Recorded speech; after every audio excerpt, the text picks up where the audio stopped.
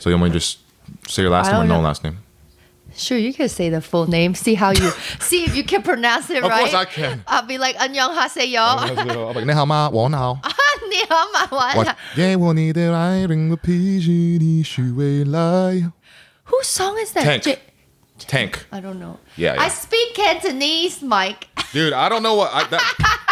that's the only Chinese song I know, so I'll sing it to every Chinese person I meet.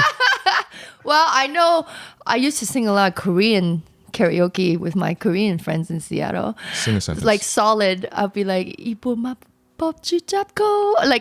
Solid. It's really old songs, like in the 90s. Like I was going like Fly to the Sky. Solid. You know Solid? I don't. They're so old you don't know. But they're solid. They're solid. They're super good. They're solid. They're amazing. Yeah. Welcome to the Setbreaker podcast. We have a very special guest today. We have Kiki Yeung, aka Kiki Funny Mama, because she mama. Yeah, and I'm funny. And she funny, and she don't give a fuck. That's the one, dude. One of the things I noticed about you right away, especially when you were hosting and stuff, because for you guys listening, she runs a lot of stand-up shows, and you don't give a fuck, and I like that because a lot of Asian comedians, they pander so hard it makes me angry. Oh, how do you mean they pander? Like they pander to like white people. Like yeah? they always go like I can't tell you how many jokes I've seen where they say do an accent and they go, and my mom said do your homework, like over and over and over. You know? Yeah. That's what I mean by pandering. So with you just don't give a fuck. You just I do my mom, but she doesn't have that much of an accent. She's just in terror, like do not touch yourself. Like if you touch yourself, you get sick and die. Like that's funny because that's like I'm not even talking about the accent. I'm just saying just the typical homework. But it's like inject more of your actual life into it. So you know what I mean? Yeah. I don't pander to the white people, but I do love the white audience. I do too. Yeah, we love white people. Yeah, but we hate you. No, I'm just kidding. No, some of my biggest supporters are white people. Yeah, white people. For the Me crazy too. vocations. Like even for crazy vocations. Oh yeah, like at the comedy store, they come and it's a lot of white people, and then at the chateau, like a lot, and they laugh loud. Like the Asians laugh like. They get shy. They just like judging you. Yeah. You know what I noticed though when Asians do that. With it's their internal resentment for themselves, which they project onto the other Asian. Because I noticed because I was like that before I started doing this, because I hated the fact that I would see like these big Asian YouTubers or Asians being confident and putting themselves out there on social media or on stage, and it made me cringe. And I didn't realize until now it's because I wished I could do what they were doing. Interesting. Deep down inside. Mm-hmm. We put out, because we have the comedy contest, right? So the comedians compete with doing sketch comedy. Yeah. So we put up one, it was Vietnam night, like last month in May. And this June is going to be Korean night. So Korean night. Yeah, and like April was Japanese. So we're trying to like showcase different cultures, you know? So we put up the winner of the funniest sketch on the Crazy Woke Asians Instagram.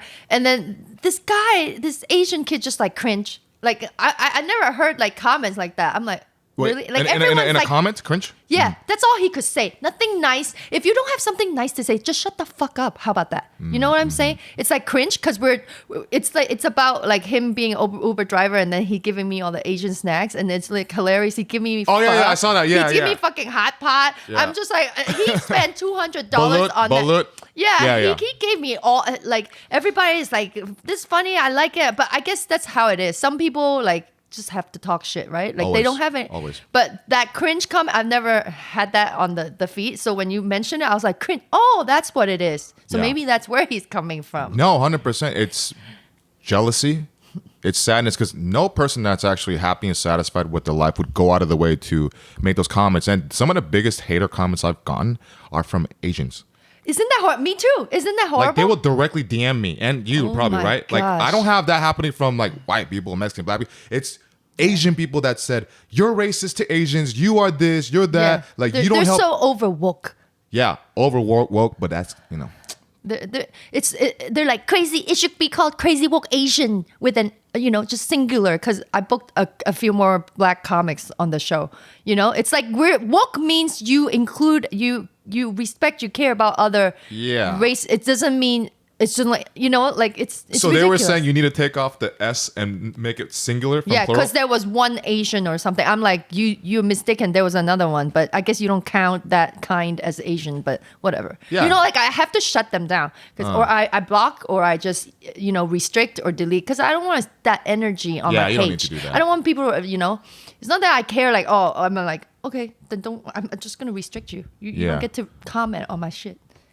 Because they still want to watch. Exactly. There's a thing that makes them keep coming back to you. It's crazy. I mean, I've had haters talk shit, and then later, eventually, over time, like they keep watching me, and then finally they're like, "Hey, I take back what I said. You're pretty funny." It's just because eventually they see that you're consistently just like it's just that is you, but they want to be like, "That's not you. That's not you," even though they're like, because inside they're like, "I hate myself. I hate myself." But then over time, it's like a beaten and abandoned puppy, and then all of a sudden, you adopt it, and it's like, I'm scared of you. But over time, after months, it just slowly, like, he's not bad. He wants you to pet it. He wants you to and feed him. Feed him. Yeah. Feed him. You're funny. Feed the funny. But yeah, I mean, you like red. Yeah. As soon as I saw your dress out there wearing red, I was like, I think that's her car right there, red ass car out there. Yeah. Did you always like red? Yeah, and I always wanted a red car.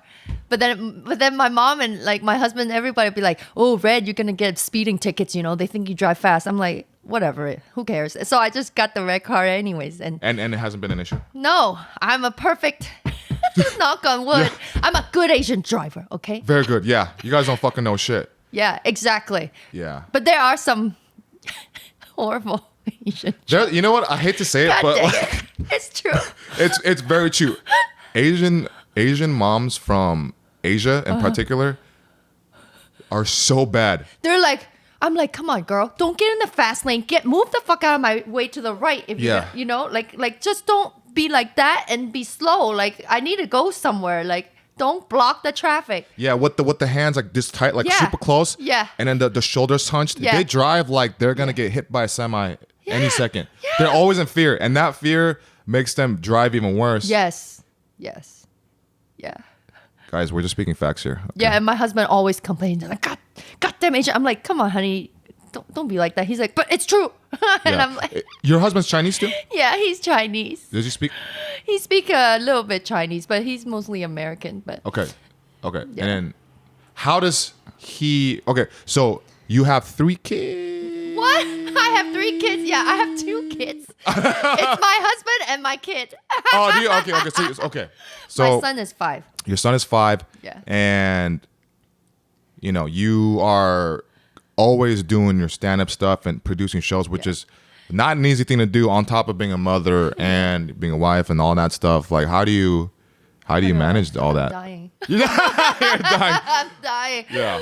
Because I'm like, dude, I moved back home and I'm single as fuck. And I'm just like, woo, I got to do this. I got to do that, It's not easy. It's like the passion, the drive. Like I stay up till 3 or 4 in the morning. Like okay, I'm booking shows, I'm running shows, and then I go home. I'm like, and then I'm like working on next month already. I'm booking people. Like yesterday, I'm booking Saturday night. Like I just can't help myself. I don't know what's my fingers on my phone. Yeah, I was like, I'm like, who types like this? Like, I'm just like, hey, you want to be, and then boom, and I'm done. And then I have this thing where I'm very Asian of me. Like I'm always used to, I'm getting my work done. Then I have all this the rest of the month to just enjoy and relax. But of course that doesn't happen. I have other stuff that pops up. But then I'm done, booking my June show, and then the festival, and then I try to spend time with my son when and I brought him to the club on Saturday.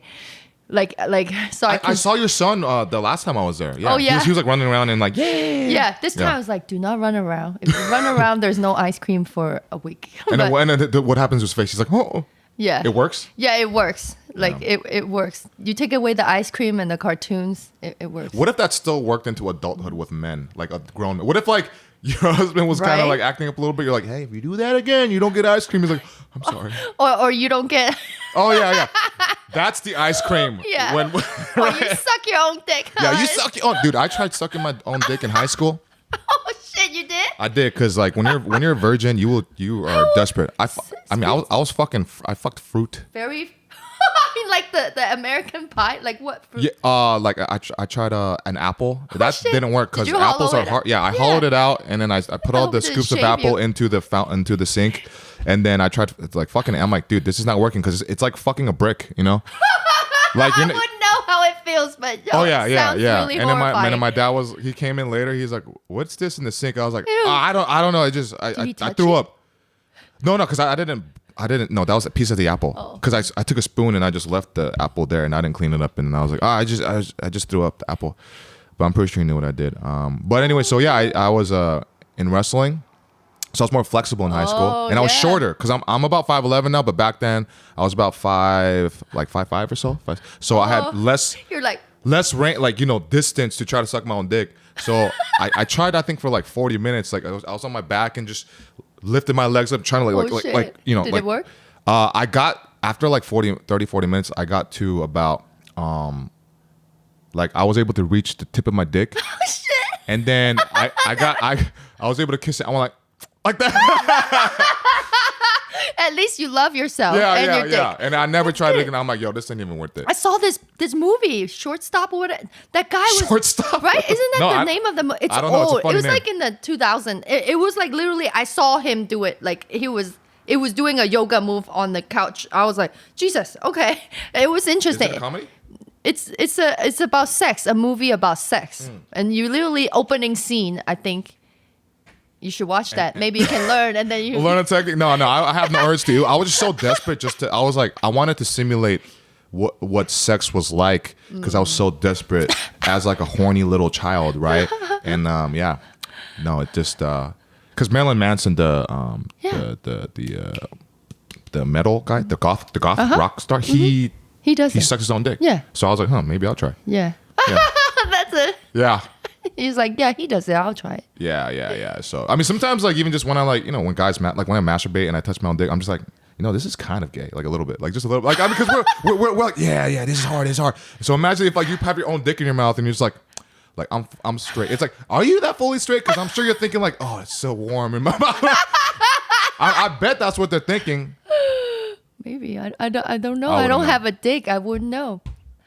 I'll ask my husband tonight what he thinks if that's Ask true. him if he's tried. Okay, I'll ask. I think most men have tried. I think he probably. Yeah, he's just like, yeah, I was just like, Oh, my neck, shit! dude, I thought I was You gonna. almost broke up your. I thought my lumbar was gonna fucking snap.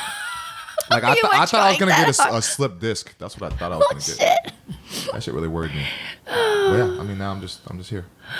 You're just here. Yep, Yeah, I'm just here. I'm in monk mode. that's good. I actually worked with Tony Jaa in Hong Kong, and he was a monk and his assistant too. So they were praying all the time. They were meditating, and I was just so Like, fascinated. For real life or for the movie? For real life, they do that. So during the set, when they're doing all the stunts in Yeah. between, he's just, and I really wish I could take that with me, like and do that, like 10 minutes I can do it, but it's Oh, the tough. centeredness. Yes, the monk, the practice, the whole, yeah, it's so great. They're totally in monk mode. Like, I mean, I'm sure he have sexes with his wife, but I'm just like the philosophy, the feeling of it, like very, very gentle to people, kind, respectful, like And you. the monk energy. yeah, the monk and all mode that. energy. Yeah. Yeah. Okay. Why were you there? What was I that? was working on the film with Wilson Yip and who else was it? Zhang Bousui. It was his first Hong Kong movie. Tony Jaa. You know Tony Jaa from? Oh, of course. Yeah. Ong Bak. Yeah, he's amazing. Yeah. Like some people you meet them, you're like, oh, I don't like you anymore. Like, but I even respect him more. Like he would tell me, because I was translating English for him. I was like the liaison in between his team and the Hong Kong producers. So so I was working on a film. I did like a feature role, and I was like assisting and I was translating. I translated the whole script into English so he can. The whole movie script? Yeah, it's not that hard. I'm smart. I Google Translate. Okay. Yeah. But I was there and and it was a great experience. I mean, just watching him, like they deserve to be paid that much. Like, I mean, even though he doesn't do all the stunts now, but I see how you know, like people say, I want to be an action hero, I want to be a star. It's like he would tell me the story about how he saved up all his money being a stunt guy, and then he used, and the guy that the manager guy in Thailand that helped him produce Ong Bak, like, you know, he really worked hard to get there, like. And he was so respectful to everyone still. It didn't matter the tea lady, you know, he like get everybody boba on set. It was just like to see that, and he's getting $1 million each movie. And, you know, he's buying bird nests, you know, the bird spit, you know, bird nest. Shit. That's a delicacy. He's very into his face, yeah. And he's getting, you know, like the nice creams, like the top of the, like to see. Oh, I thought you meant the food, the bird nest food. He ate that. Oh, he ate that too? Oh, yeah. Like, they're very into that. To see him, like, to see someone that I respected and, like, you know, Asian and, like, making it and, like, being so kind. And, you know, I was like, wow, maybe I have a chance. Like, you know, like, you know, and like to humble, see people, and being humble. And he has a family too. So that made me feel like, you know, because always people like, oh, a woman needs to be younger, and you're Asian and you need to be a certain way, or you're a comedian, don't look like a woman, just fucking cover your boobs. I'm like, what the fuck? Like, don't wear your hair down. Like, really? You want me to be like a man? Just wear ugly sweats? Shave your head. Yeah, and be like, like why? Like, I don't get it. Like, no, seriously. Like, male comedians would be saying that to me, or like, you know, really? Yeah, when I first started, you know, like, just don't be too feminine. You want them to pay attention to your jokes. Like, no, pay attention to this whole thing, you know? Like, that's the whole point. Well, yeah, why not add to if there's already some assets, like, use it. Exactly. You know, like shit, I started working out harder because I'm like, you know, I want to look fit. And then that adds to the commanding aura in its own way. I love that, commanding aura. Yeah, I mean, like, you're a monk mode aura. Yeah, monk mode. It does. Just take off your. You know, this other comedian, I forgot his. He's in San Diego. He's like a male model too. He's Asian and Mexican. Oh no, he's not Mexican.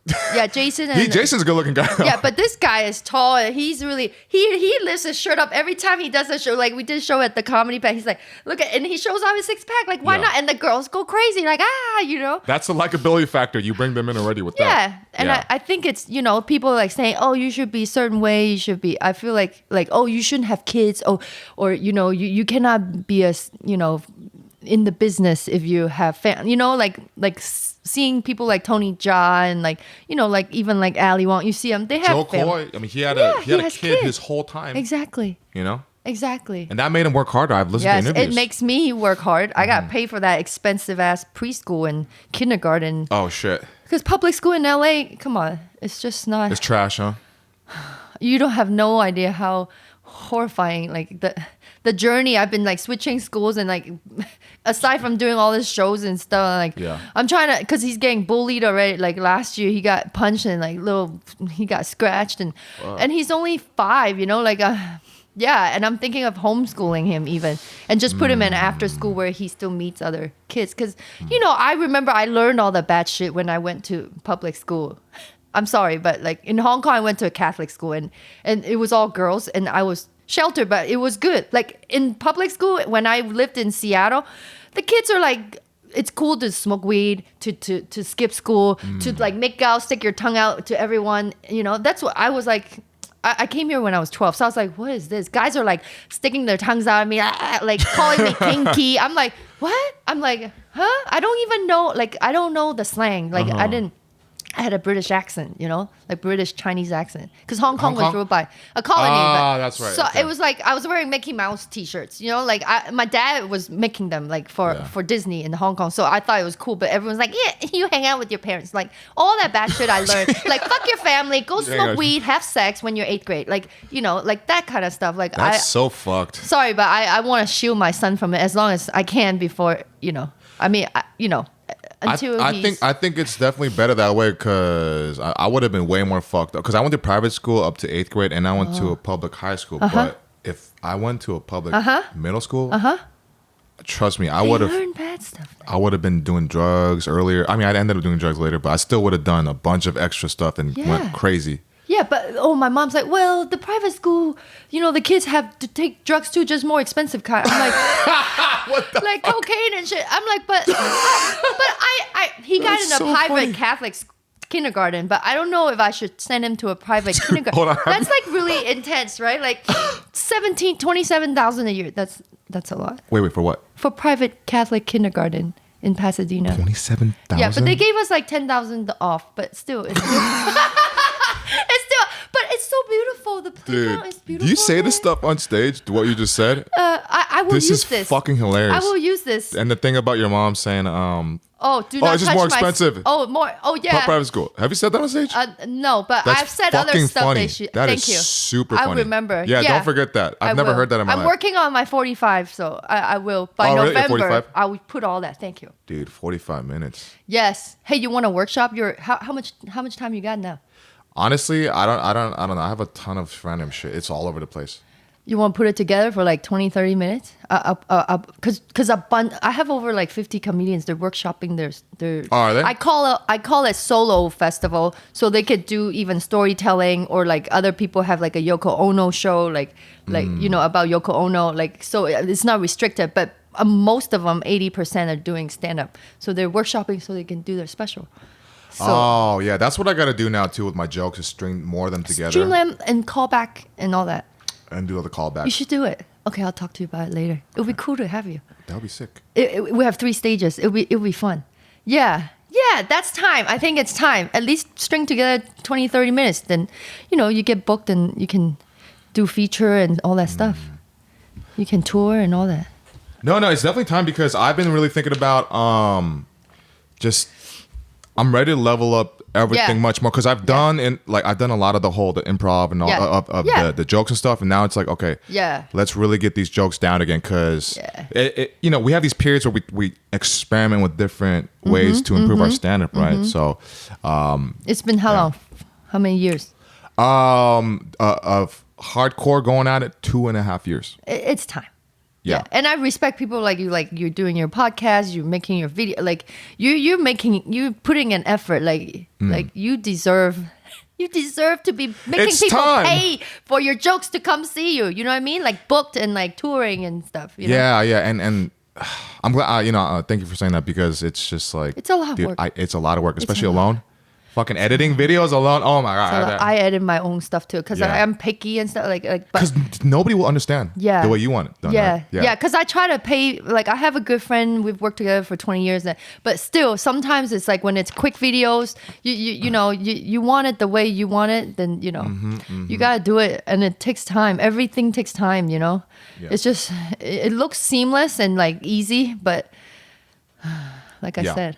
Yeah. Even some of those short ones, they're like, it's like a 30-second video, but sometimes it takes like a lot. Yeah. You keep rewatching it, Yes, even the little sketches. I'm like, I'll just put it up. They put caption. And then I'm like, I'm like, oh my gosh, it's been an hour. Like, what are you doing, Kiki? Stop. I'm like, I cannot stop. I gotta put 100%. That's what happens. Except replace Kiki with Michael. Come on, Michael. What do you think, Michael? Right? It's crazy. Yeah. But then you have that drive, that fire, like you said, you don't care. 50 years later, you're broke, you're living with your family, you're gonna, like, I thought about this too, like I tried doing other stuff, but like, who's gonna, like, you were miserable, right? Yeah, you're miserable. Like, you felt out of place. You felt like you had to be a fake person. I just feel like it's like air, like I need it, like to breathe. Like, it sounds corny, but like if I don't talk in front of a bunch of strangers, like I would feel like what's going on? Like I can't express it. It's just, then you start feeling fucked up. You get highly irritable. You start taking it out on people that's closest to you. Oh yeah, I do. Right? I'm crazy. It's so easy to take it out on the ones that love you the most, right? Yeah. So it's true, for our peace of mind and to create the peace around us, we have to unleash that. Yeah. On stage, and there's no other way to get the energy out besides that. You can work out, you can box and do that, but there's different ways to nothing. I mean, even like I'm so in love with stand-up even more than acting now. Like I never thought, like, before, did you did the opera acting? Oh, I did like theater acting. I wish I could do opera, but I was a singer first. Like I was like, I'm gonna be the next, Faye Wong. Like oh yeah, I'm gonna, like, cause I play piano. I was like singing all my life. Do you know how to sing the Oh, of course, Sell Me. That's like the old school. I love that song. She loves Fei Wong. She loves that lady Deng Lai Guan. That's the one you singing. The talking original? about. Okay. Yeah, my mom was friends with the pianist that worked with her a lot, and he was amazing, man. His hair is crazy and it's like dandruff, and every time I see him, I'm like, you need to wipe off your shit and comb your hair. But That's his power. yeah, that's his power, right? Yeah, imagine you brush off the dandruff my and he's just God. like, bing, bong, bong. Oh my god. Can't do it anymore. Fuck. Yeah. like, But fuck. yeah, I was doing that, and then I was, driving from San Diego to LA every week for like a 5-minute, 3-minute audition. Like looking back now, I'm like, what the hell? Like How many miles is that? So people, in case people don't know, is it like 2.5, 3 hours, but with Drive, yeah. traffic, it could be up to like 4, 5. 5? Shoo. Because it's all the way Santa Monica, Hollywood, from San Diego, and I would drive right back to save money. I'll bring my snacks. I just go in there and hi, and then do the thing, go pee. Peeing takes longer than the audition sometimes, and then I go drive back home. But that was fun for me. It was like, I felt like I was doing something for my career. I felt like I was getting in the room, and my agent, to sign me, you have to go. So I had to go when my manager would send me. But now that I'm here, like I'm suddenly, it's like, I never thought I would do stand-up. And then I gave birth to my son. I was like, I need a new challenge. I need something. I need something to, for myself. So I started it, and my husband's like, the Pandora box has opened. You talk a lot more now. Like, you're like, I'm like, really? You don't like it when I talk? What do you mean? I talk a lot more now. Yeah. Like, You just give a lot more opinions about things I didn't know you had an opinion about. Like bananas. I didn't know like bananas. They annoyed you. Yeah, like when it's just sitting there, nobody's eating them. Yeah. Like, what the fuck? I bought these bananas and Yeah. nobody. Oh, I hate it when it's so ripe. That smell. It's just like it's turning black. All the little things are starting to fly around it. Oh yeah, you know? the Like, fruit flies. I hate that. Yeah, all that shit. So you went from the acting to that. No, but see, you being able to drive hours and hours just for that ingrained within you. It told you deep inside, this is what I want. This is what I want to do, and I'm willing to do whatever it takes to just make shit happen. Which is why you're you make shit happen on your own, because there's people that wouldn't do that, right? Just like earlier you said, you're like, oh, you drive that far to, because I drive all the fucking time too, and just for a few minutes of on stage, spending a ton of money. But the way it is, and this is what I always tell people, is the way I view it is, I view myself as my own stock that I'm investing in. Yep. Right? And it's the same thing. Like, who's willing to do that? And that's why with you, you're very giving. Like, you want to help people because nobody helped me. And nobody helped me really either, right? Like, Yep. Because it's just like, people weren't even putting me on shows, so I said, let me just make my own fucking show. Good for you, man. I wish I met you sooner. That's dope. Like who's gonna I was so sick of just being like the one Asian on mostly white people show, which is fine. I'm grateful, and I would bring people but I feel like I was meeting so many cool Asian people, like comedians. And I used to produce theater, and we would have to rehearse and all that, 4 weeks of rehearsal. It's a lot, but this is like a no-brainer. They just have to be funny, and then you book them, and then there's a show. It's so great. It's like exactly. It was like people ask me, "Oh, how you?" I'm like, I don't know. It's timing too. You know, like it was the right timing, and it just happened, and then we selling out every show after. I was just like, wow, this is, and they're supporting, and like all kind, not just Asian people come, like a lot of white people, even Mexican, Black people, like.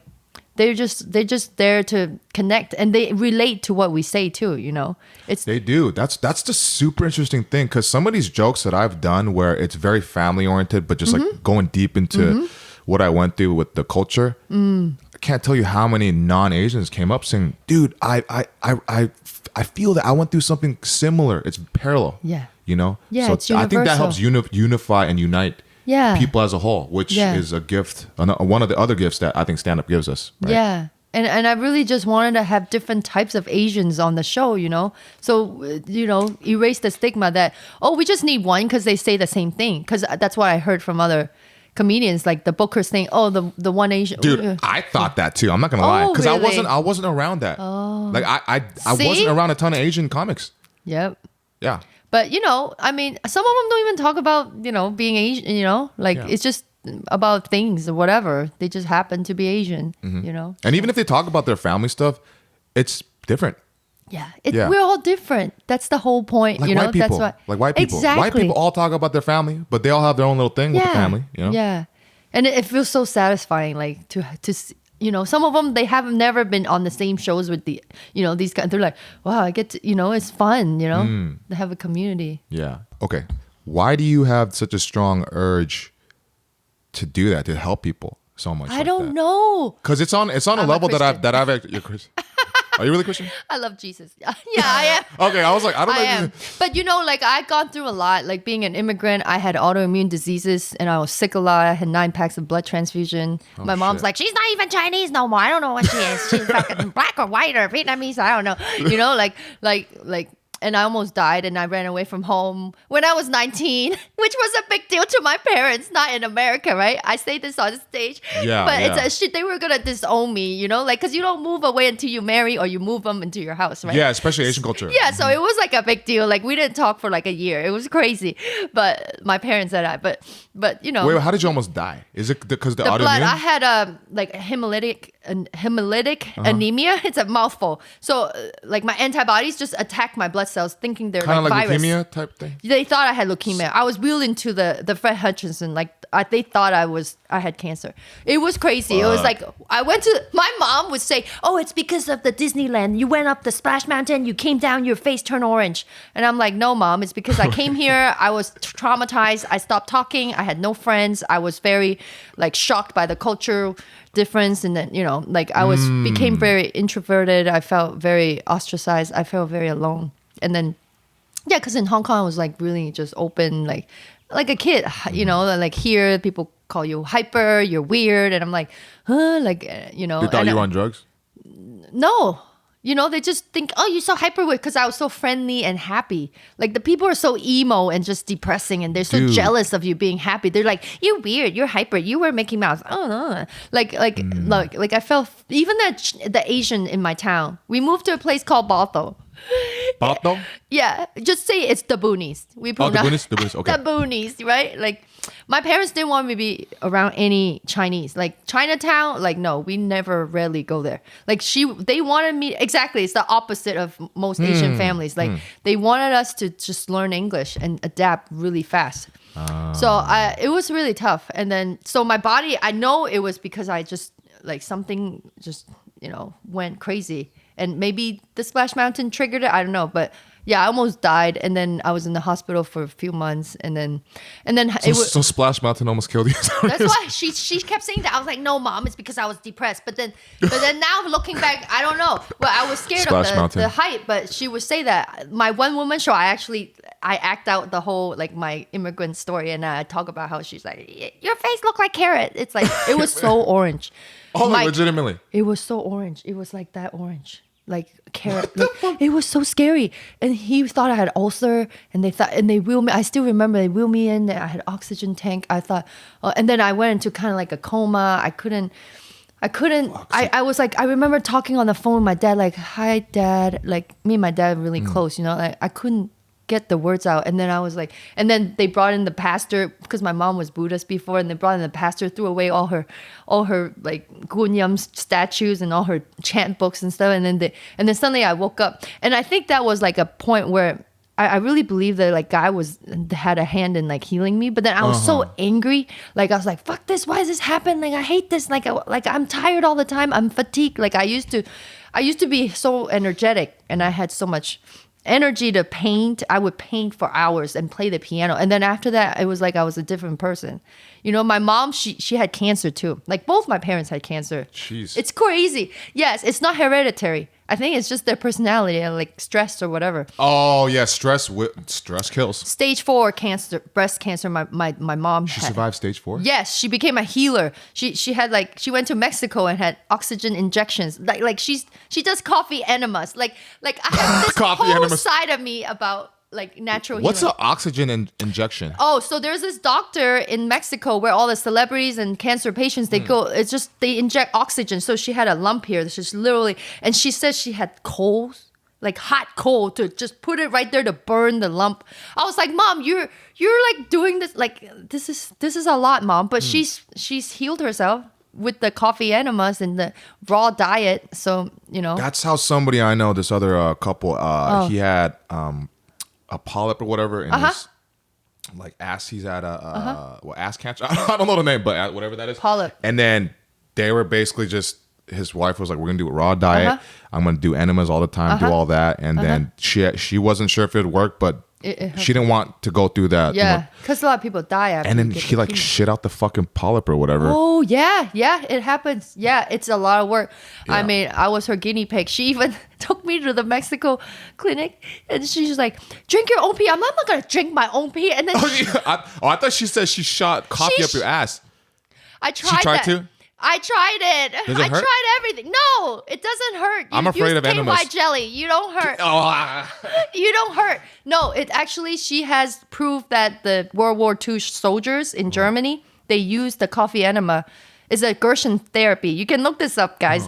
And they help. It's like morphine. It helps with all the. It makes you have no pain. It's like a drug. You can get addicted. It's been on like some crazy show where people have crazy addictions. It's on MTV or something. Like they do like the coffee enema all the time to like. I saw that. Yeah. Yep. Oh my. It's on TLC. I think. Yeah, My Strange something. Addictions. Yeah. Yep. Yeah. I've tried it before, but I cannot do it all the time. Like my mom talked me into everything, right? Because she's like, you took steroids. Because, I had to take prednisone steroids, like to calm down my immune system. That's the only thing they could use to help. They didn't know why my body was doing all that, the anemia and all the blood dropping and all that. So they only gave me prednisone, and that's how they leveled it out. But like after that, I was just always tired. I couldn't really function. Like it was just really tough. So now I feel like I've healed myself from it. So like I think my parents having cancer, my mom became a healer. Like kind of taught me all that stuff. So I really believe in like spiritual, like mind body connection. Like everything I do, like maybe that's why I feel like the pie is big enough. I want to help people. I feel like all those years, like my teen, from like 15 through like late 20s, I was always struggling with that auto thing, and I always felt so fatigued. So now, like I heal myself, and I feel like I missed out a lot, like, when I was, so like now I'm like, I can do things now. Because my parents like, you're going to die if your blood drops again. Like for like 5-6 years, they're like, before you're 21, if it drops, you can die for sure this time. And you have to take a hormone rest. I'm like, no, I'm not. Yeah. So I don't even have to take the hormone, the hormone to keep my things balanced. Like I feel like stand-up is very good for my throat chakra. like it is. Because I'm blocked. I don't know if you believe all that shit, but like the chakras, like, have you heard? Actually, I know what you're talking about. It's the monk mode. I don't call it chakra, but the way I view it is exactly parallel to that. Is when I don't do stand up for a while, I feel disconnected from like my facial expressions, and even smiling feels awkward. Right, but when I do that, like stand up gets all parts of it. So I would like comparatively to you, chakra points, right? Yeah, like, yeah, chakra, everywhere, body, soul. It's just your whole thing vibing. The more I do it, the more my gut and my soul your power center reconnects to my physical being. Yeah, that's at the strings. Yeah, and you're shining, and that's why everybody loves you on TikTok. Thanks, but other people hate me at the same time, because what you said earlier is they just hate sad themselves. People. Yeah, it's so normalized to be sad. I know. Walking around, don't smile. That's weird. Especially American culture. I realized that it's in very Hong American? Kong, I was always smiling, like, "Hey, I have friends." To strangers, right? Yeah. I cannot be like. I just think that's just not me. Like I'm just, "Hi, how are you?" I find something to compliment. It's like American culture is cool to just be like, yeah, okay. Yeah. Just hang out. Like, but inside they're like, yeah, like they want to like, let me out. But on the outside, they create this mental cage, this physical cage of just stoicism. But everybody deep down inside wants to just be a cute let it little out, girl. but they're afraid to be judged. Yeah, who cares? You're gonna get like when you're dying. Like I'm thinking, because I've seen so much death. Like my dad passed when I was 5 months pregnant. He was in a coma. Shit. He had aneurysm. I couldn't even say goodbye. So I see death. Like I've been in the hospital a lot. Like taking care of them. Like I just think, who cares? Like I know it's harder said than done. But like especially now we're on stage all the time, right? Like who really cares? Like if we know we're not saying racist shit and being mean and like evil, directly just throwing slurs, like rude, like evil shit. Like who cares? You are a good person. You coming from your heart. Like, you don't have to, like, just stop censoring yourself. Like, life is really short. Like, I know people that saw 33 people die during COVID. Like, another comedian that I was talking to. Wait. One person knew 33 people that... some heart attack, diabetes, and a lot, quite a few of them COVID. So they weren't working in a hospital or anything. They were just 33 people. Yeah, he's a comedian. Like, is he old?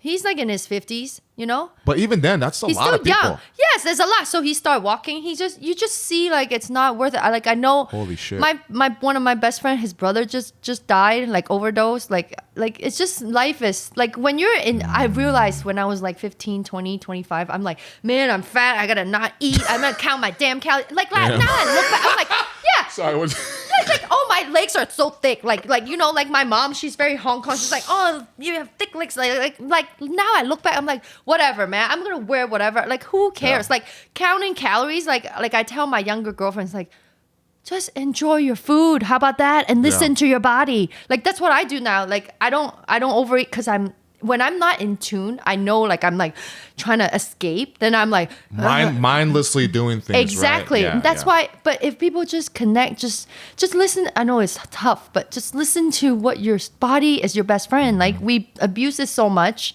right? Like, all this stuff we do to it, but it's still there for you. It's still there. It doesn't give up on you. Exactly. So, like, just enjoy your life. Like, really, like, when I hear people talking about fat, especially girls, I can't stand it. Like, I'm fat. I'm like, you are fat. Just shut the fuck up, right? Like, just stop. Just enjoy your life. Like, all those years I wasted. Like, if I have a daughter, like, I really want to have one. Like, if I have a daughter, that's what I would teach her. Eat whatever you want. Wear short skirts. Just wear what you want to wear. Who cares? People will look at you and call you a hoe. Like, don't worry. Like, you know, those are things I would worry about. Like now I look back, I'm in my 40s now. Like. Just who cares? Like, they're not your friends. They're not, nobody can, like, you know what I'm saying? Like all that stuff we worry about is just like taking away from our lives to enjoy and be happy, you know? It takes away from just be in the moment.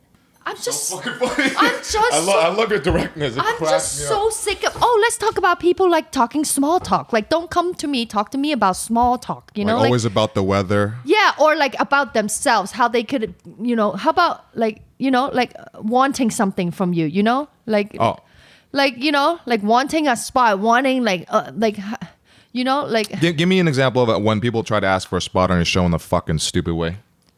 Or where you can feel it and you're like, ugh.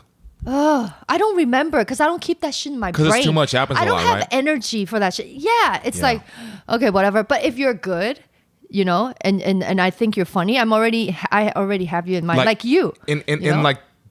Yeah. In the. Yeah, my brain has a lot of things. Thank you for saying. I was like, what is this called? Oh yeah, brain. I was struggling. I was like, because when I produced that show 2 weeks ago or a week and a half ago, I can't tell you how many comics I never met in my life were like, hey, you should put me on your show. I'm like, I don't even know your name, dude. Why do they say you should? No, you should not. I should not do anything. Okay. Literally because of that, I am never. I don't care how funny he is. I will never consider him. Really? For they shit. said that to you? Yeah. I never met these fucks before in my life. They just message you. Some of them like said, "Oh, here's a tape." I'm like, I appreciate that. I didn't even ask for a tape. Yeah, like, tape is fine. But if they say, "Oh, you should watch this," and I'm like, don't tell me what the fuck to do. Yeah. Don't tell me what the fuck to do. I don't know you. Like, I never do that with other people. Like, I'm booking, like, I don't ask. I'm just like, I would love to if you know, I don't expect, you know, like if it is, oh, great. And I'm professional. I get there before people get there, you know. Do you know how many people think that they're a real comic, quote unquote, if they show up late? It's so fucking annoying, right? You probably dealt with that a lot, haven't you? A few. But most of the time I book people that come on time or because you choose. Okay, I see. But if they do that, I'm like, okay, if you run my show like 3-5 minutes, okay, see ya. Yeah, that's see so much you time. won't be seeing 3 to 5 minutes over the time. I hate that. It's like you get the light, you're like, hey, you're waving, you see the light, here's the light, get the fuck off. It's like, really? Like, come on. Yeah. Like, you don't care. It saddens me when people don't care or they don't even want to post about it, you know? Like, who are you not to post the show? Like, I post about all the people that I try to, you know, when they book me, like I post it somehow. I promote it. Like the the flyer or anything. Yeah. Yeah. It's like, are you ashamed to be on it? Then don't be on it, man. I don't care. Yeah. Don't tell your friends. Don't bring them. It's okay. I won't bring you back. It's fine. You know, like it happens. I don't know the brain, like the mentality of it. Exactly. Yeah. Like I don't get it. I think it might be because they're stupid. Especially if it's like they're stupid, and also maybe it's at a bar, like don't tell people about it. I'm like, dude, the fuck. Or people that said, oh, I hate self promotion. I hate talking about. You should not be a comedian, okay? Yeah. Like stop giving yourself stupid excuses. I hate to self promote, like on Facebook. I don't want. But I do that. It's like, what? It's called marketing. It's called marketing. If people judge you and you worry about that, you should not be a comedian. If people are looking like, oh, this bitch is doing so many shows, fuck her, then block them.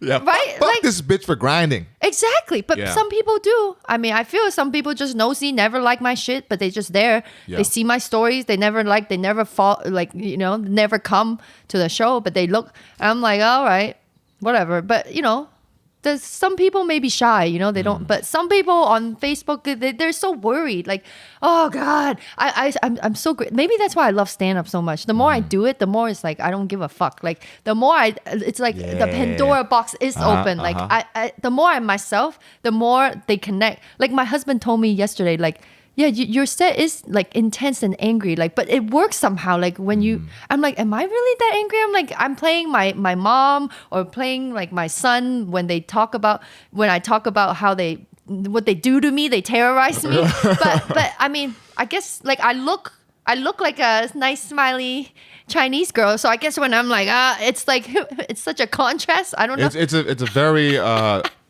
strong contrast. Really? Which makes it interesting too. Really? Yeah. Because you can tell when it's genuine versus kind of an act. You know what I mean? So that's kind of like Ronnie Cheng. Ronnie Cheng does something somewhat similar. Oh, really? Yeah, he's got a. I love Ronnie Cheng. He's got that. He plays like fire like a controlled fire. So you think he's like Amazon packages, like what the fuck the boxes, blah blah. But I think it's good. I think that's part of the getting out that aggressive energy that's just like pent in from everything. And it's not it's a little bit from stress of with the family, work, all that stuff. And it's not because of them. It's just all that stress comes into this one same pocket, and then it has to release somehow. Yeah, and I just turn it into funny for them. Laugh at it. Channel into productive. Yeah, productive. Being very shit. productive. Yeah. Because I didn't do much stand up last week because I told you I just felt like, I'll drink again, I'll do that, and then I'll drink again. I felt crazy. I started to do self sabotaging shit. Like I started I watched porn again. Like I avoid porn like to play because it's super unhealthy for men. But then I was like, every time when I watch porn, that's when I know I'm not in a good mental space. So it's not like I'm sad or anything. But I over the weekend I said, you know what, I'm gonna go. No, none of that stuff for many months, and just not drink for a couple months as well. Good too. for you for doing that. But sometimes you have to, 5 steps back to kind of see, like as my husband calls it, a reverse. But these days, like I'm like, stop doing your reverses. Like I think you're young, right? Like you're in your 20s. I'm 31. Oh, whatever. Yeah, I'll be 30. I feel younger now than before. See, that's great. So I think not doing all that, like cleansing, it's just having that monk mode, right? Like, but the fact that you're aware of that, that's huge. You realize that, right? Because some people don't even know. They just mindlessly, oh, okay, I'm gonna watch porn. I'm gonna drink, and I'm having fun. I'm young, live it up. But the fact that you're aware why you're doing that, that's huge. Most men, or even people, they don't realize it. Everybody. Yeah, they don't. Very low level of self-awareness. But that's also, again, going back to the magic of stand-up is we get rewarded for having higher self-awareness, which ties in with like the jokes we tell, like higher self-awareness of what gets us going or that we notice because we're being present and then bringing that to stage and then noticing what hits, the awareness with that. Constant rewarding for something really good, actually. Yeah. And we're sending good energy out there, making people laugh. That's just priceless, that connection right there. Right? That's just so, it's like a high. It's like, give me. Dude, I tell everybody this. I would rather have a great set than have sex. Like, honestly. Sometimes it's better. I like how you sometimes. For me, it's like, For me, I'm not gonna lie. If I could go celibate for a year if I was able to do a fire ass like 5 shows a week and it was just like packed. I'd be like, I don't give a fuck. Yeah, it's like the boxer right before they don't have sex, right? Boxers, because it makes your knees weak, right? Like I don't like to have sex like my mind is like, you know. And even when I was married before and I never had sex with my Your previous husband? Yes, never. Why?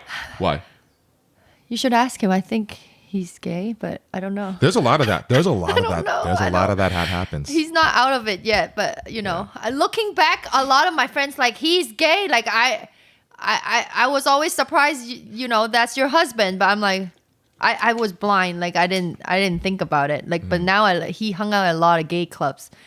Like he designed lingerie for women. Like I didn't put it 2 and 2 together. I know, I'm dumb. I'm blind. Sometimes I'm so gullible. Like I'm like, okay, like yeah.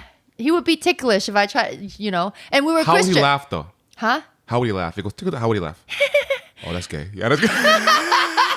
But I loved him, and he inspired me to write. You know, all that sex energy created like no sex, so I just write and Monk mode. And and I just started producing theater and stuff. And then you know, after my son, If you don't produce orgasms, you produce theater. yeah, or shows. You know, Yeah, or so shows. now all those years grinding doing theater, like I'm using it to produce my crazy occasions and all the the That's why festival it's easier stuff. now. Yeah, because I already done for like 10 years just grinding, just and people are like, I'm like, I failed a lot actually, you know. So like you're not afraid of that. Exactly, and I didn't even expect it to do well, you know. Like I just do it because I needed to do it. Like it was an outlet, and I needed to, You had no choice, Yes, right? yes. Literally no choice. Yeah. And that's what I tell people because before me, I started pursuing my dreams. Like I was planning, I was going to hang myself. Like 3.5 years ago, I was going to kill myself. Oh wow. Yeah, that's why I'm here. Because I had no choice.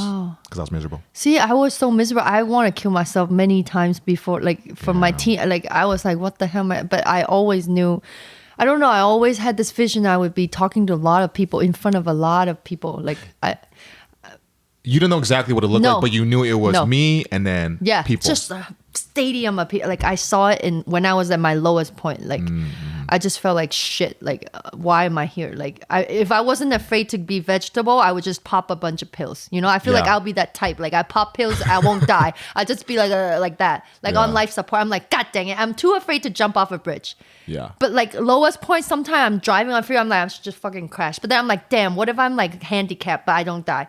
Yeah. So I haven't That's done the worst, right? Yeah. Then you got to be there with like fully aware of like, fuck, I can't do Yes. shit. Yes. In this wheelchair. Yes, exactly. That's what stopped me. You know, but now that I have my son, and I was so afraid to go into postpartum depression because it ran in my family, like my aunt and my dad. So I encapsulated my placenta. You know, I ate myself. Isn't that good though? There's It's like nutrients. so good. It was like I was on Molly, man. It was great. I was like rolling. He can piss and I can have shit in my hands, changing diapers. I'm like, this is wonderful. Life is great. So before you ate the placenta, Yes. you were like not feeling that amazing, Yes, but then so- after, Yes, because I had the baby. You know, it's a herbalist holistic thing. Uh-huh. I mean, it started in China, I think, but like America, a lot of like more new They're doing age that now monks- too, right? Yeah, and I hired a Mexican herbalist. She was amazing. Came with an ice box, took my placenta. She encapsulated, so it means she dehydrated it. She made it into like powder. She put pills.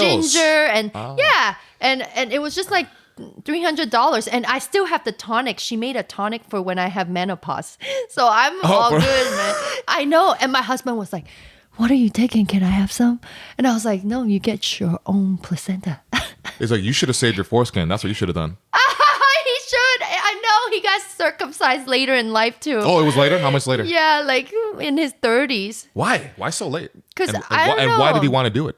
I don't know, because I think he recalled when 'Cause we it were looked ugly? together that before we broke up the first time that I was like, yeah, like, because no, it's not ugly, but it's just like, the piss gets in the skin and then, It traps and it traps thing. And he was sick of it, but it hurt. But he felt like he was like, oh, I'm a born again virgin, like, there's less of me, so I'm free. yes, that's his But mentality. did he say that there was a difference? Because sometimes I think if I wasn't circumcised, because there's more nerve endings, right? Did he say? Did I it think affect sex? it was more.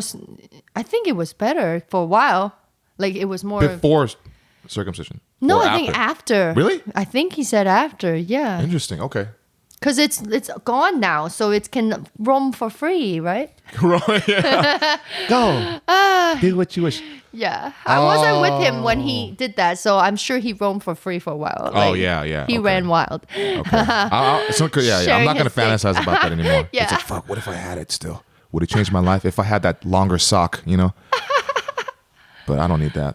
You don't need that. No, I don't need that. I'm fine with this. Yeah. I'm going to go monk mode too in terms of like dating and sex too, because there's That's transmuting all that sexual energy into that. That's when I definitely am the most productive because, Yeah. you know, I find that I start to seek more sexual, try to get into sexual endeavors when I'm not on my mission and I'm not focused. Yeah. Which, you know, like I said, the porn Yeah. stuff and it's just like blah, blah. You're all so that. honest with that. Good for you. I've never heard a man admit that. Really. The porn thing? Yeah. Oh, it's yeah. Asian wise anyways, like my white guy friends, sometimes they're very in tune, they're like artists, so they're very like, we have long talks about shit like this, but like never Yeah. an Asian man like really like we don't why don't the Asian men talk about this kind of stuff more, like because the porn is an issue, you know, and like Huge issue. it is, but they act like it's not, and like the sexism within like the women, you know, like you know, there's a lot of misogyny going on, like you know, like when I started dating, when I was in Seattle, you know, it's horrible. Like the worst experience was, you know, with Asian men that I In had. Seattle? Oh yeah, or even LA, I had bad experience. You know, Okay. With the I East got Asian. hit from one of my boyfriends.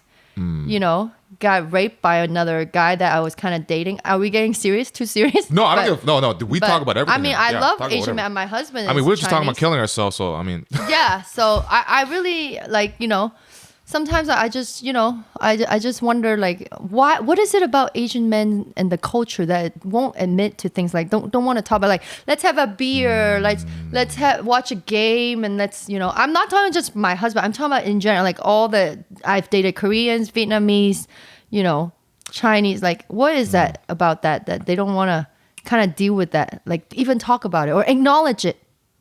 I thought about this a lot because I grew up in a household where my dad, you know, he hit my mom, he hit me, very abusive, you know, and I realized because first of all, I think East Asian culture, there's a lot of course, like complete like men expecting women to 100% submit in every way possible, right? Including the way it's set up.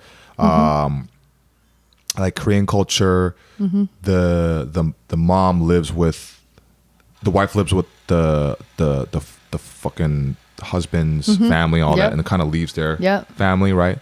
The generational trauma of Asian men. Yeah. A lot. I mean, dude, they fucking hit their kids, their sons, and expect them to be something that they're not, and then make them feel bad when things don't go right, and even if things go good, they're never good enough. So they're constantly suppressed, and they're being they're very you know, negative reinforcement mixed with a betatization. So they teach the son to be ashamed of themselves and also a beta. So what they do is then they live their whole life being this beta male who can't express themselves clearly. Because they suppress everything, and then which you've seen in the ultimate form of, right, the bad stuff, the explosion of hitting and the, you know, the taking advantage sexually, like all that. That is what it manifests. That energy manifests into like aggressive, very horrible things. Even if deep down inside they're not bad, but that hurt and that pain that they never addressed and worked through and healed causes them to act out in fucked up ways and almost also recreate what the cycle, because that in a way makes them feel connected to their family, their dad, whether they realize it or not. And the reason why I figured this out is because I used to have a bad temper even when my dad died, because I realized, God, I feel connected to him when I get mad at my mom, or like I get mad at the wife, because the one thing that there's, when I would cry when he would hit me more. But if I got angry and I sat there like with a scowl like that, he'd look at me with pity, be like, go wash your face and let me go. Stop. Yep. So that anger, and he would scream all the time. That anger made me, as long as I kept that anger, I'm still connected to my father. But I was able to let go of that and get rid of that. Maybe I have some of that too.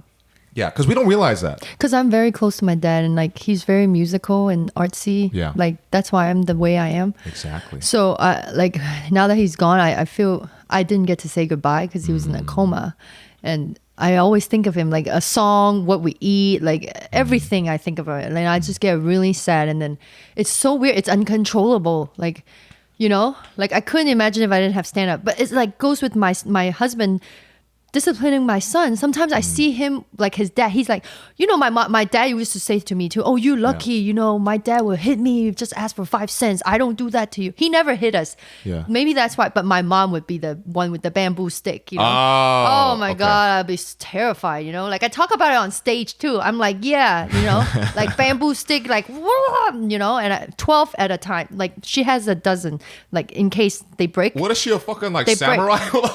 Yeah. No, she got 12. Dude, Because I people got hit think with she's a bamboo sticks healer. too, but not 12. Well, she has them right there. Sometimes and then it breaks. She'll get, you know, like, but you know, like with my husband, you know, like when my son, he's like, you letting him off easy. Why is it that Asian culture is like, oh, you gotta make him so disciplined? Like, you know, my mom did that to me. I still went and fucked around and I ran away. I did what I did too, because partly, but you know, of that too, like super too strict, you know, like I want him to discover and it's okay. Like I encourage him. I said, it's okay to be angry. It's okay to cry. Because I never felt like I had the right to do that. Even my husband doesn't feel that now. I'm like, I had to tell him, I have a right to feel what I feel. Okay. I'm like, asshole. I have a right to be angry and cry. He's like, okay, go ahead. Like everything is don't yell. I'm like, I'm not even yelling. Like if I'm yelling, I'm passionately talking. Dude, you know? do you know how many arguments I got into with my ex-girlfriend about? She's like, "You're yelling at me." No, I'm passionate. I'm just passionate. This is how we talk because we naturally project. Yes. And they hear this volume of like, "You're doing this. You're doing it." I'm like, even when I'm like, "No, look, this is you're doing it again." I'm like, what the fuck? Because I sing, and that helps me. And you sing. I naturally, See, I sing I have too. like a natural Yeah, like projection. Like I can do a whole fucking set. I've emceed a whole wedding because the mic broke. Yeah. Me too. In the first 5 minutes, I had to do the whole thing, and everybody could hear me. Could hear you. I'm like, I'm theater trained. It's okay. The mic don't work. I'm fine. I yelled a lot in the pillow when I was mad. You know, no. but yeah, like all that shit. Everything ties back to the childish stuff, so that's why so good. I've talked about it on the podcast before. But basically, to sum it up, when I was gonna hang myself, I realized, I'm really taking this seriously. Like I was literally gonna do it. I had a whole plan, closet, belt. I'll just fall asleep, But then that's when I looked into my childhood trauma. Why did I do this and that? And I spent months of when I moved back home, I didn't work. I didn't do shit. I lived off my savings, and then just every second of the day, anytime I felt weird or I was like shitting on myself, you fucking loser, you piece of shit, fucking. I was like, oh, that's the voice of my dad still being alive. So all that stuff is a thing that's why a lot of stand-ups, not a lot, but they're, a lot of they overdose, they drink, they kill themselves, drink before they go on whatever. stage. I don't do that. I don't like I haven't had one drink of alcohol before I went on stage. Me neither. I don't like doing. I cannot connect. I'm cheating myself, cheating the audience. That's how I feel. I know I'm not judging anyone else. They go ahead, have fun. But I would have mommy brain fog. Like I would not know what the hell I'm saying.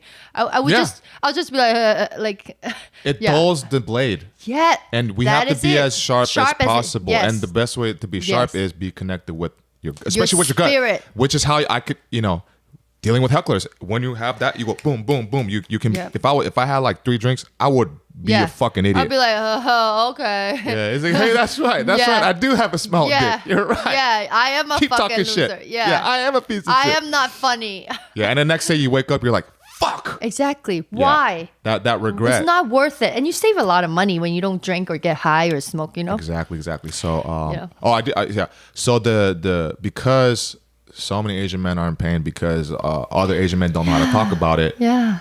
It's a thing that needs to be done, which is also why I put out so much into the internet great because that you're doing that. Because I wish I had that growing up because I had a fight to be like this. I did not know how to be vulnerable. I was not in touch with myself. It took hitting rock bottom, right? See, it's like I tell my husband, like, get that stick out of your ass, like just he's like, I don't feel like if If I do that, everything will fall apart. Like if I feel like I'm out of control. Like that's the burden he has to hold. Like because his dad was like always away. He worked at the casino. You know, it's like very like macho. I mean, like really like talk shit to him all the time. Like the way like my dad would do it to my older brother. He ran away since he was like 14, 15, you know, like he's in China now. So I was like he looks kind of like my dad and my older brother when he smiles, my son. So I'm like, dude, that's why I want to put him in homeschool or like private school. You know, like the most I can do to be there for him, to like let him cry, let him be angry, like not shame him from a young and believe in himself. Yes, and not be not be afraid to express himself. And explore. Exactly. Yes. Because that is what allows the child to develop confidence in. Exactly. Yeah. And you see it, he's very expressive and he's not afraid. He's not afraid. He's not, because I put that, you know, I had a water birth, okay? He swam out on the bathtub. He just swam out. He's like, I'm here. I'm Asian Michael Phelps. Asian Michael Phelps. Like he swam out. Like as natural, as non-traumatic as it can be, because, you know, I'm just like all about that, all the generational trauma. Like I want to end that cycle, you know, like I think that's so great, because when I was your son's age, I was just like, I was hiding underneath tables. I remember I would hide underneath tables like fuck. Because at home you were getting that. I was always scared. Treatment to fear, shame, PTSD. Fear. Yeah, PTSD. That is PTSD. It is PTSD. It is. And people don't talk about it. People think it's just if you don't go to war. You've been in war at home. Children get worse. PTSD. Yes. The stress. It makes them feel crazy. That's like you're always like fight or flight, constantly fight or flight. And I think I was like that. That's why my body had the autoimmune.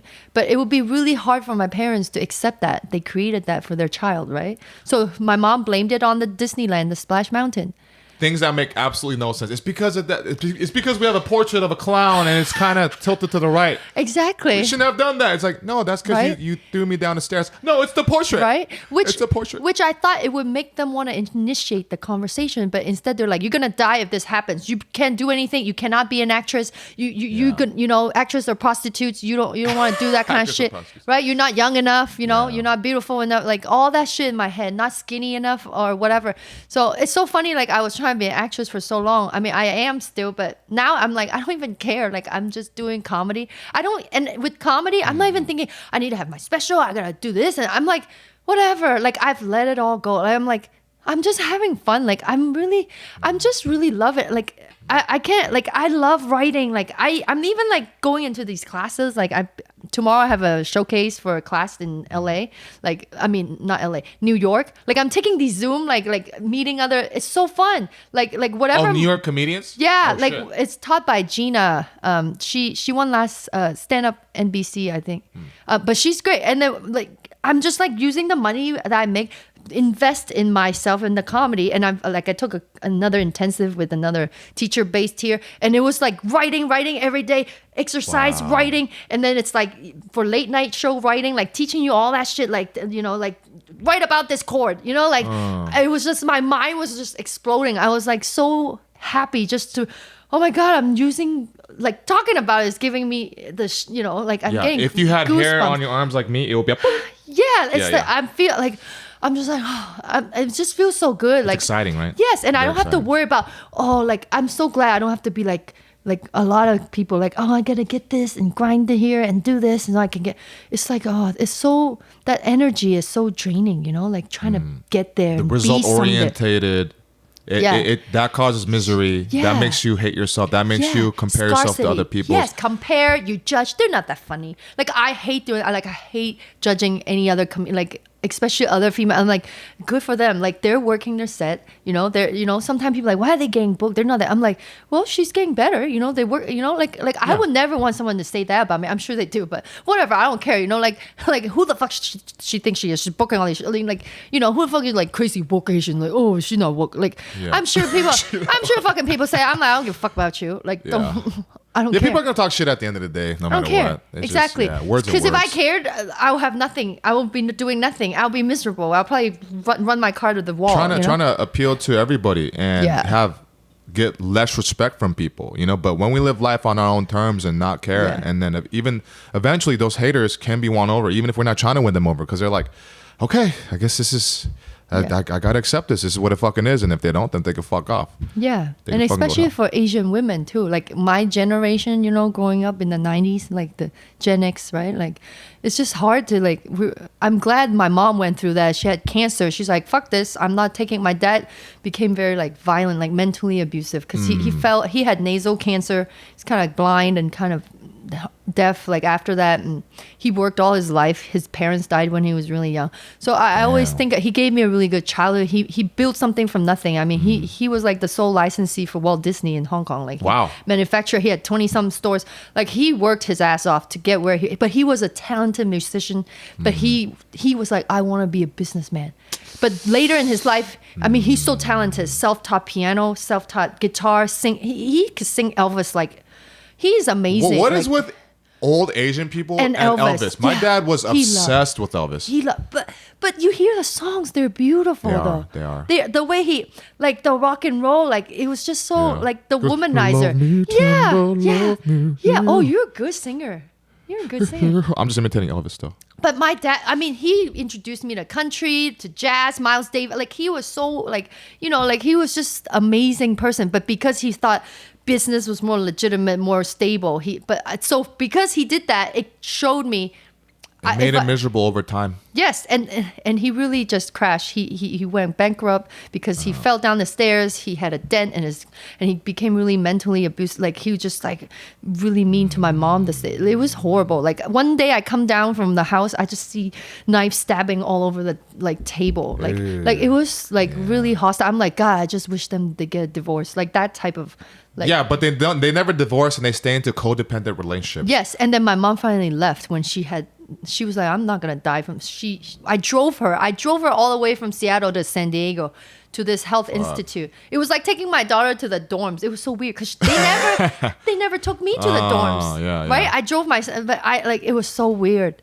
And then I was like, bye, Mom. And she stayed there. And then eventually my mom had my husband now, who she used to call trash, serve my dad the divorce papers or serve somebody divorce papers.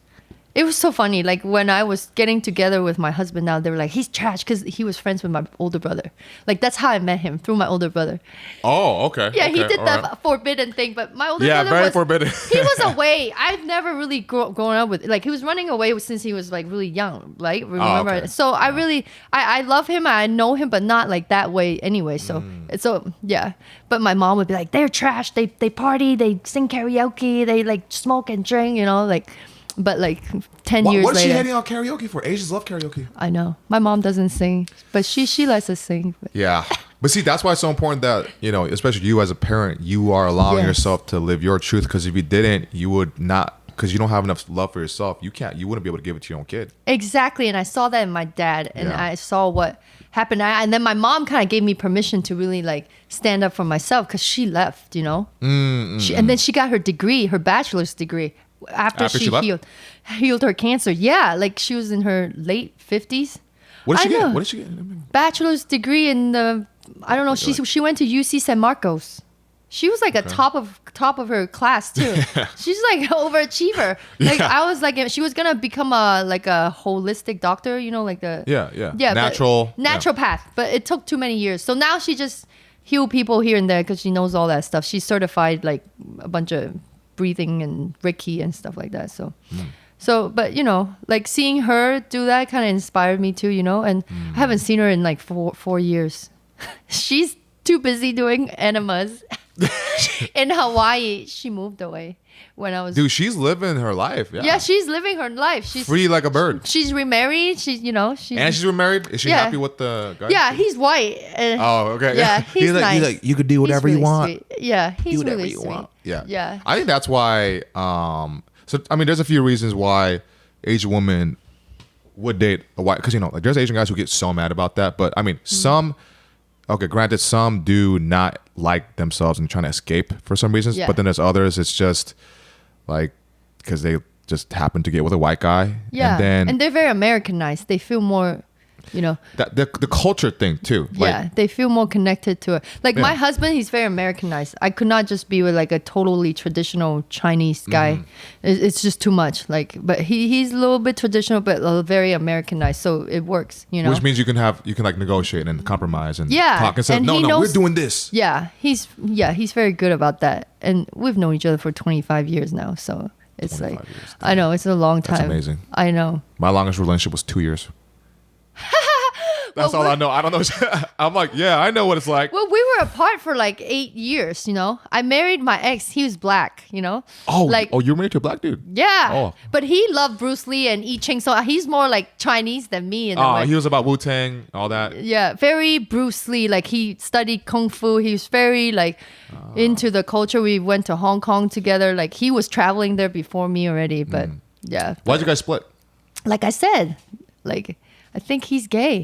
Oh yeah, that's right. Huh. There's no they're like you're gonna have a kid. I was like, yeah, ablation, super cute, you know, like I would love to have ablation, but that didn't happen. He's like, I just want to go to gay club. I mean, I just want to go to Disneyland. He would have these coffee dates with his friends. Now that I think about it, like coffee dates. Yeah, like one-on-one coffee. I'm gonna go meet someone for coffee, Starbucks. And I'm not thinking about. My husband never does that. Like I've never had a boyfriend who do that. Like now that I look back, he called it a coffee date. Yeah, or like have coffee, but it felt like it was like a. So now I look back on. Yeah, that's like not. Yeah. I don't know. But he really inspired me to write, and he reprogrammed my brain, really. Like he talked me up, like every shitty thing my parents would say to me, like I'm the gay best friend, like you go girl, like that type of shit. So it was perfect. He didn't try to have sex with me ever. So it was great.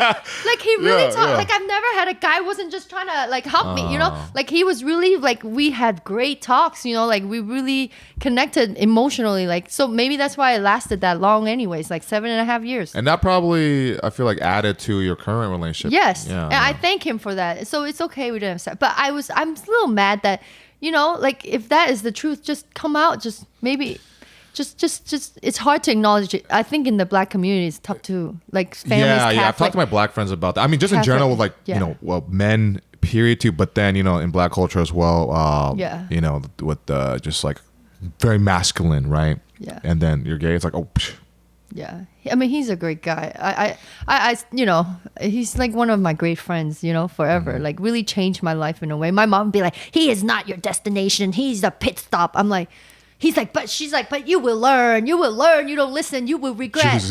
I'm like, Jesus, mom. My dad would just be like, he doesn't have a car. What are you gonna do? Walk the freeway? Take the bus? Hang out with the homeless and the prostitutes? And I'm like, yeah. Yeah, Jesus did. Asian immigrant parents say the fucking crazy. I know. Do you know what? I'm like, you guys are just racist. They're like, we're not. We just care about it. And I understand now. Like, I understand it's tough. Like, they just want their daughter to be taken care of. But I did take the bus everywhere in Seattle, and I didn't mind it. I walked a lot. Like you would think like I mean, I had Asian boyfriends that drove Mercedes or Beamer or like whatever. Like. There's nothing substance. You're talking to me like, you know, not really listening to me. You're being like a jerk to me. Then they want to buy your favor or like, here, we'll go to this fancy restaurant. That'll make you love me. I don't really care. You know, like I want to go to a fancy restaurant with someone that I care about. You know, like that list that we have. So you can actually have a good conversation, which adds to the taste of the food. Yeah, that's the extra seasoning. Exactly. Yeah, I mean, some girls are gold diggers. I mean, well, but I think majority of us really, we just really want to connect with our man. You know, like even with my husband now, I just want to sit and like really. He thinks like, oh, I want to do all this stuff and go all. Yeah, I do because it's fun to go with him because I care about him and we have fun. But I really just want to sit there and like cuddle and connect and talk about how he feels, but he's not comfortable with expressing all that stuff again. Like he start yawning and hungry and need to pee. And I'm like, maybe you should go to yeah. But see, that's why me and my friend were in July. We're throwing in an event for Asian men. Actually, because there is no thing like that. Because we need community to teach vulnerability. We're having different keynote speakers, Asian, teach vulnerability, to teach brotherhood. Online or no, in person. Where? It's gonna be somewhere in LA. Oh, that's so cool. Maybe your husband can go if he wants to. Oh, I want to, because at church they would have stuff like that. But I think especially for Asian men, we need that. Yeah, because I'm doing it with this other Korean guy. He's from Canada, but he's gonna come down for this. We built a great friendship. Oh, great. He's very vulnerable too, and we connect. And we're both confident in ourselves, but we had to fight for that, right? So that's why we want to build up our Asian men, because like we were talking about before, with the competition, the competition between the Asians in the community is because, like we said, scarcity, the self-hatred, crab mentality, right? So if we build each other up, you know, we give them practical tips and tactics for, you know, whatever it may be, like like somebody who teaches defense. Like I'm gonna do part of my keynote speaking on just, you know, it's gonna change a bit, but basically just being unapologetically you as an Asian male, like how to get there, like the systematic steps, like they'll, you know, actual practical shit practical. Instead of just believe. That's just bullshit, right? Make it the norm that it's okay to express, be vulnerable. You know, vulnerability it's is not confidence. Weakness. Yeah, like I know a lot of Asian men that feel like they call each other weak. That's like a slang that they call each other on the court, like basketball court. That's like my brother and my husband, like the way they play weak, like that's how they talk. It's like, and the way they hang out is they drink and drink, and karaoke and drink and play drinking games, even when they're, you know, nothing wrong with it, but like you know, it's the something yi sub. It's like 10, 5, 20. It's like even when they're drinking, it's competing. It's hilarious.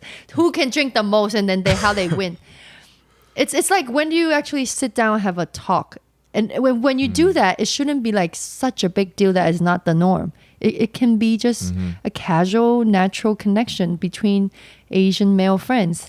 And that's what we also have been, because before we came up with this, we would run rooms a few times a month for Asian men, and we would have Asian men speak their truth, you know, the traumas. We would share our traumas and then connect on that, and then just, you know, different subjects each time. And I can't tell you how many Asian men were like, I needed this. I don't have this even with my friends. And they're like, I feel so much better. And actually, because of that, over a few months, I used to hate hanging out with Korean people. I didn't like the Korean community because I felt betrayed by my own people, right? But by me meeting other cool Korean people who are open to talk about other men, it helped heal that. And now I hang out with Koreans, and I'm more in love with my culture, but I fought against it for years. And it took me to 31 to accept it. And because of that, I was able to finally also forgive my dad at his grave. 4 months ago. I resented him for all that time. It's beautiful. That's great. Yeah. I mean, sometimes you just, you know, the trauma that they give you from generation before, you know, like my dad and my husband's dad, they had their dads just really rough on them, you know? So they don't know what to do. It's not like they didn't want to be kinder, or they just didn't work their own shit out. They didn't take the time or didn't have the time, right? Or the tools, or like that's why we're so lucky we have the internet to connect with people like that. I mean, otherwise, how else would we? How else would we do that? Like if they were trying back then, people would laugh with them, like. They'd be like, "Hey, you're gay," or just like, "Oh, you got problems. You're fucked up in the head." Yes. I mean, even when I was trying to go to therapy after all that trauma with like 9 packs of blood transfusion, I mean, like that was traumatizing. Like my parents, like, oh, don't be stupid. You don't think about it. Just fine. Like I wrote them a 9-page letter telling them how I feel. Like my Everybody's like, write 1 page, and you're like, let me do 9. Let me say for every packet. They read it and they're like, it's like they're not gonna get it. They don't get it. But now my mom had the cancer. Now she gets it more. Like she before my dad passed, you know, when he talked shit about us, my mom be like, don't say bad things about your kids, you know, because like the Chinese culture, sometimes they're like, oh, they're trash, they're, you know, useless, you know, you know, they're stupid, and, you know, in Chinese. But my mom would stand up for us now, you know, and tell them, don't talk that way. And so she learned, you know, from her own trauma. She's trying to work it out too, you know. But it's tough, like Asian mom and daughters too, you know. Like she's a great mom. Like she's really over like protective. But then I look back, at least I have someone to be there, you know, that care enough, even though she's so like, you know. But now that I'm a mom, I get it, right? Like I'm kind of opposite from her. Like I let my son really just like, you know, like I try not to. But from her generation, that's what she knew, you know. She's way better than compared to her mom, who threw like a bowl at her face and fucking cut her eye. Jesus Christ. Just because, I don't know, she was sitting there while she was feeding, my grandma was feeding my uncle. I don't know, just crazy stuff like that. Like she wanted to marry to get out of the house. That kind of thing, you know, because she had no choice back then. So like now I put everything in perspective. Like it's too much energy to hold on to any like. Dude, it's tiring. It's like, yeah. It's draining, just trying to be like, I'm mad. And sometimes the other person you're mad at, they're like come on, and you want to smile, and you're like, no, I'm mad, and it's like you take extra energy, like I need to stay this way to prove a point, but what fucking point is that? Just, and it's still hard for me sometimes when I argue with my husband. Like I'm trying to just let it go, but like I'm trying, you know, it's tough. Tougher in very intimate relationships because it always relationships and family stuff. All that comes from the same pool of the dips into the trauma. That's where all that shit comes out. You know what I mean? Yeah, for a long time, like I don't want to be a mom. I don't want to have a kid. And then I went to Hong Kong and I worked there for a while. And then I went to Bali by myself. I traveled, and then I was like, I think I'm ready. I could be somebody's mom. And then it happened. You know, like. Is it because did you have hot girl summer? What is that? Hot girl summer. Like, you know, going out and doing hot girl things. Like hot girl summer. It's a thing they say now. It's like, you know, I'm so old, I don't know. Meeting all these people, like doing whatever, like just living life free. I guess that's traveling. What it means. Yeah. I travel and I live my life. I went all around Bali by myself. I hired a driver and then take you on your own taxi van. And then I went to the beaches. I ate by myself. I learned how to surf. Not that well, but I hired someone to show me. And it was nice. I was just like I've never gone anywhere on my own, you know? Like, especially my mom's like, people gonna kill and rape you, you know? Like, seriously. Like, so I'm like, shit. But ended up, it was someone that I knew that was kind of dating. So, you know, just, you know, things to think about when you have a daughter, you know? These are crazy things I think about, you know, like they're most likely gonna get raped because, you know, it's horrible to think that. But like, I know so many of my friends and like abortions, like, you know, like. Yeah, you gotta be safe. Gotta be safe. People are crazy. It's so funny. Actually, I opened for Bill Burr. Like, oh, did you? Like, was it at the comedy? It was outside. I wasn't sure. Yeah, it was outside with Jimmy Shin's show. So I was hosting it, and then I wanted to be there. I didn't think. Yeah, I didn't think he was. You know, but he wanted to go like early. So I was like, oh, okay. And then they're like, oh, you introducing him right after. So I did my set, introduced him. He looked me in my eyes, so classy. He's like, thank you for the nice intro. Like most comedians, they don't give a fuck. They're like, oh, okay, you know. But he took the time to say something to me. He looked me in my eye, which is, I don't know, it's different because I guess now that I think, they don't really look me in the eye. They're like maybe excited. They just like and then they walk off, you know. But he did that. And then the funny thing is when he was doing his set early on, he's like, he mentioned something, he didn't say anything mean or bad about the Asians, which is so cool. Like, I didn't expect. I was like, oh, it's Bill Burr, like whatever. He'll probably just take the mic and he's on Mandalorian. He's on everything. He'll probably just take the mic and be like, oh, okay. But he looked me in my eye like, thank you for that nice intro. I'm like, oh, okay.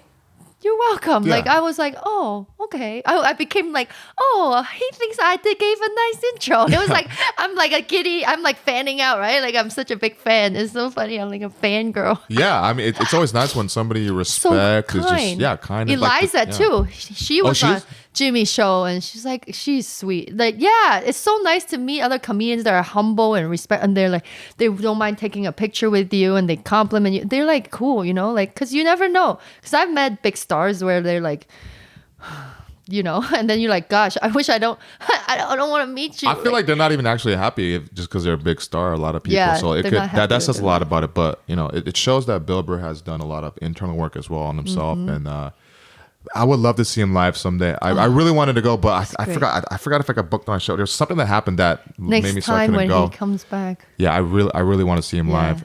But yeah, okay. So, how about this? Is there one little thing you want to say to the people listening? It could be some kind of wisdom, maybe something that you realized recently. It could be something, anything, just simple, whatever you want, whatever you want to express. If you're angry, it's okay. I feel like if you're angry, it's okay. We're all angry right now, like depressed. That's nothing not normal about you. Really, just embrace all the weird, ugly, dirty stuff and just let it out. I think that's the best thing. Just like you said, right? Just all the random stuff that when you're passionate about something, people will get on it and just share it. Like, what are you waiting for? Don't judge yourself too harsh. Like really. Because it's just really a waste of time. I sound like I'm trying to be like, I'm a Confucius now. No, it was good. It was very nurturing. Very nurturing. Yeah, be kind to yourself. People are like, oh, you're such a mom. You're a mom. Like to the comedians sometimes. I'm like, drink water. Like, you know, what? I can't help it. I mean, you are a mom too. Yeah, at the same but time, even so. before I was a mom, I guess I was like that. Yeah, but yeah, really be kind to yourself. Stop calling yourself fat, ladies. Like, Call yourself really, thick. Thick with 2 C's is good. just don't call yourself names. Like I used to do that a lot. I really stopped. Like if I look at myself and I'm like, I'll be like, why would you say that? You wouldn't even say that to your best friend. Like why would you put yourself down? Like really, especially for women, young women. Like we need to build ourselves up on our own, not because from a man or relationships. Like really like. Like you really only have you. Like when you really think about it, you really only have you. You gotta take care of yourself. Be your own best friend. Go get that massage, get that facial, freaking do nothing. Eat alone. Yeah, eat alone. Oh, I miss doing that. Watch movies alone. Oh, I go to the movies all the time by myself. I just sit there. I bring my snacks from Ranch 99. I do that all the time. Oh, Ranch 99? Oh my god, yeah. You get the pork? What the char-siu? Yeah. Yeah, sometimes I really get all those Korean like shrimp Oh, crackers, seaweed. yeah. Sometimes I like bring a Sapporo. I just hang out there for 3 hours. It's so great. Like there's nobody during the week, I haven't done that in a while. I need to go do Dude, that. I've been doing that the past 2 weeks. Really? It's theaters, open, Theaters huh? open, huh? Oh god, I'm gonna do it's that. extra this week. empty because. Oh, I love it. Yeah. Oh, I'm gonna do that again. Yeah. Oh, that was like my mommy me time. And I have this thing called it's an AMC Stubs Pass. Oh yeah, you still? I have the. Is it still working? The AMC yeah. A-list? Yeah. Oh, they. I've been using it. Oh, okay. I don't know if they reactivated mine. You have to reactivate it You have to. Oh, okay. on your own because they pause it, so Oh you my get to gosh, choose it. I'm gonna do that. Thanks, Mike. I'm You're gonna welcome. do that this week. Yeah. So that's what we did. Guys, so you learned a lot. You listened a lot. Thanks for listening. Yeah. Thanks for having me. Thank you for being here. That was so cool that you talk about that vulnerability thing with Asian men. Yeah. We could talk more about this stuff like later when we hang out and just like with Yeah. everybody and all that to get people in on it. But guys, this has been another. Oh, hold on a minute. Plug in your social medias, please. Oh. We almost forgot. You can connect with me at Kiki Funny Mama or KIKI, Funny yeah, Mama. Yeah, or at Crazy Woke Asians. Crazy Woke Asians. Yes. And guys, you heard it from Kiki herself. Okay. And thank you for listening. Until then, I will see you on the next episode. Have a good day. Have a good morning. Have a good night. Bye. Bye.